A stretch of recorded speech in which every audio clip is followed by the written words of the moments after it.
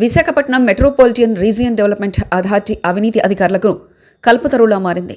సంస్థలో లేని పోస్టులు సృష్టించి మరీ విజయవాడ నుంచి ఆర్డర్ తీసుకొచ్చి అధికారులు వచ్చి ఇక్కడ తిష్టవేస్తున్నారు. ఏళ్ల తరబడి పాతుకుపోయి పవర్ చలాయిస్తున్నారు. దీంతో వీఎంఆర్డీఏ అవినీతికి ఆలవాలంగా మారిపోయింది.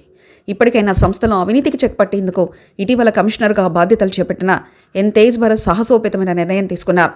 వీఎంఆర్డీఏ ఏర్పాటైన తర్వాత ఏ కమిషనర్ చేయని విధంగా 2 అధికారుల చెక్ పవర్లను రద్దు చేశారు. బిల్లుల మంజూరులో జాప్యాన్ని కట్టడి చేయడానికి ఈ నిర్ణయం తీసుకున్నట్లు తెలుస్తుంది. ఇదిలా ఉంటే తాజాగా క్రియేట్ చేసిన పోస్టులో ఉన్న అధికారికి చెక్ పవర్ ఇవ్వడం ఇప్పుడు సంస్థలో చర్చనీయాంశమవుతుంది. వీఎంఆర్డీఏ అంటేనే అవినీతికి పరాకాష్ఠగా మారిపోయింది. ఊడా నుంచి వీఎంఆర్డీఏగా రూపాంతరం చెందినట్లు అవినీతి అక్రమాల్లో కూడా అధికారులు సిబ్బంది తమ పంతాను మార్చుకుంటూ వస్తున్నారు.